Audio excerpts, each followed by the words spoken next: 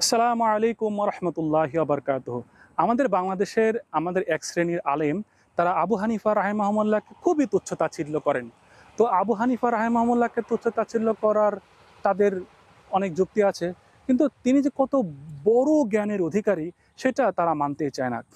একবার আবু হানিফা রাহিমাহুল্লাহর দরবারে এক লোক এসে বলল যে অমুক এক ব্যক্তি বলেছে কোনো কাফের জাহান্নামে যাবে না।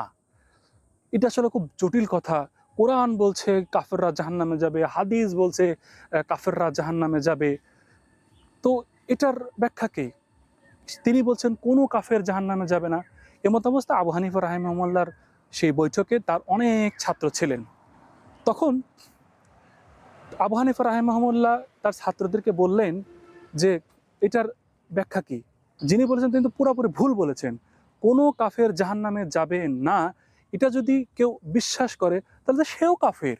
অতএব সে যে কাফের, যিনি বলেছেন সে যে কাফের, এই এটার কোনো ভুল নেই। তখন আবু হানিফা রাহিমাহুল্লাহ বলেছেন, যিনি বলেছেন তার পক্ষে যদি আমি একটা ব্যাখ্যা দাঁড় করাই। তখন ছাত্ররা বললেন, অসম্ভব হুজুর, আপনি এটা কোনোভাবে করতে পারেন না।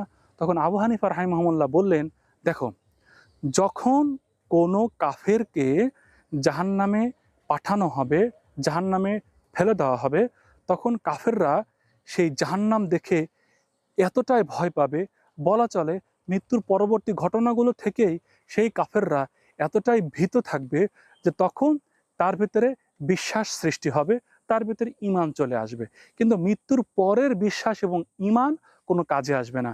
এটা হলো মূল ঘটনা। সে বিশ্বাস এবং ঈমান মৃত্যুর পরে আনবে, এর ফলে সে মুমিন হয়ে যাবে, কিন্তু তখনকার মুমিন কোনো কাজে আসবে না। কিন্তু সে দুনিয়ায় কাফের থাকার কারণে সে জাহান্নামে যাবে।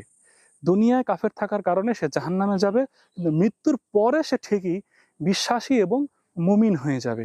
তাই কোনো কাফেরই জাহান্নামে যাবে না, অর্থাৎ মৃত্যুর পরবর্তীতে সে মুমিন হয়ে যাবে। মৃত্যুর পরে আর সে কাফের থাকতে পারবে না, কারণ সে স্বচক্ষে সব কিছু দেখে সে ইমানদার এবং মুমিন হয়ে যাবে। এটা হলো মূল ঘটনা।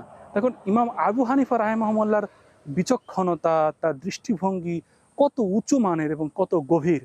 আর আমাদের বাংলাদেশের তথাকথিত কিছু উচ্চবর্গীয় সহি কিছু ব্যক্তি ইমাম আবু হানিফাকে যাচ্ছে তাই তুচ্ছ-তাচ্ছিল্য করেন।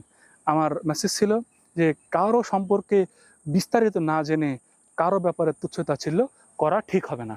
ভালো থাকুন। সালাম আলাইকুম রহমতুল্লাহি আবরকাতুহ।